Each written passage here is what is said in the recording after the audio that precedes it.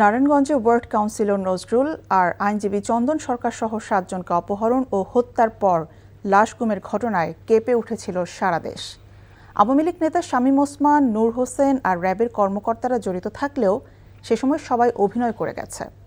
দীর্ঘ তদন্তের পর ৭ জনের লাশ গুমের ঘটনার পেছনে আধিপত্য বিস্তার, কোটি টাকার ভাগ বাটোয়ারার প্রমাণ পাওয়া যায়। খুনিদের শাস্তিও হয়েছে নিম্ন আদালতে। তবে এমন ঘৃণ্য ও জঘন্য অপরাধের বিচার এখনও থেমে আছে উচ্চ আদালতে।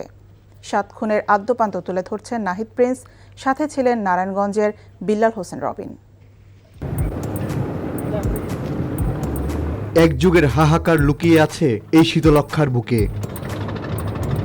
2014 সালের সেই তপ্ত দুপুরে ঢাকা নারায়ণগঞ্জ লিং রোড থেকে যখন প্যানেল মেয়র নজরুল ইসলামকে টার্গেট করে তুলে নেওয়া হয়, তখন দুর্ভাগ্যক্রমে সেই ঘটনার সাক্ষী হয়ে যান আইনজীবী চন্দন সরকার।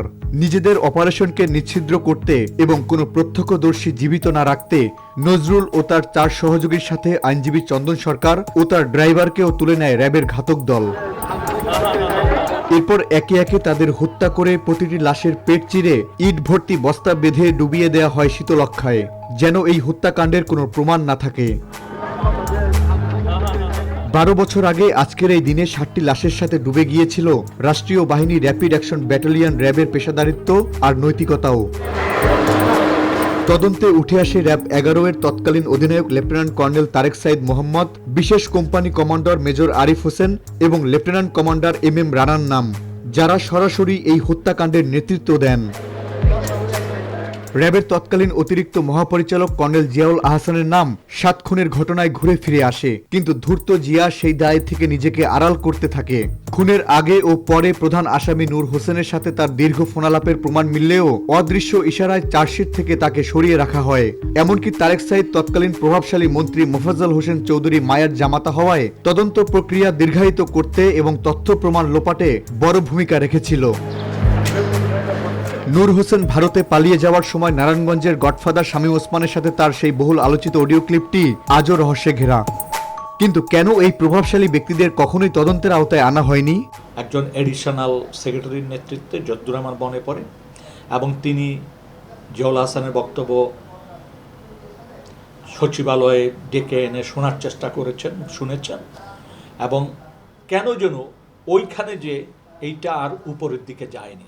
এই ধরনের ঘটনার যে বিস্তৃতি, যে ইনভলভমেন্টের বিষয়টা ইঙ্গিত দেয়, যারা রাষ্ট্র পরিচালনা করেন, যে রাজনৈতিক নেতৃত্ব, তারাও এর দায় থেকে মুক্তি পাওয়ার সুযোগ নেই, এই দায় এড়াতে পারবেন না।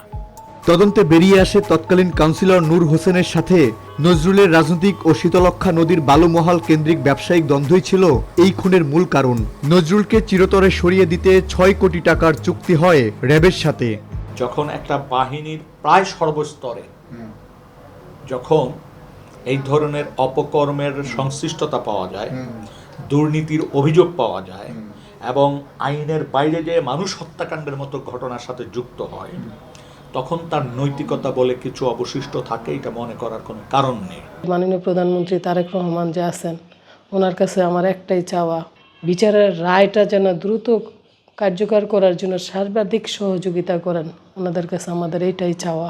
রাষ্ট্রের পক্ষ থেকে আমাদেরকে এইভাবে বিচারের যেই ধীরগতি, এটা কেন হচ্ছে আমরা অ্যাকচুয়ালি জানি না, বোধগম্য নয়। বিচারটাকে আরো বিলম্বিত করতে চাই না, আমরা চাই বহাল থাকুক হাইকোর্টের রায়, এটাই আমাদের প্রত্যাশা, এবং দ্রুত এই রায় বাস্তবায়িত হোক। মামলাটি এখন দেশের সর্বোচ্চ আদালতে, কিন্তু দীর্ঘ 1 যুগেও আপিল নিষ্পত্তির প্রক্রিয়া শেষ না হওয়ায় থমকে আছে ঘাতকদের চূড়ান্ত সাজা। যিনি নিহত কিংবা হত্যাকাণ্ডের শিকার হয়েছেন, তার পরিবার যেন সুবিচার, ন্যায় বিচার পান। তো আমরা আমাদের দায়িত্বটুকু যত দ্রুত সম্ভব পালন করব, সেটুকু আমি আপনাকে বলি।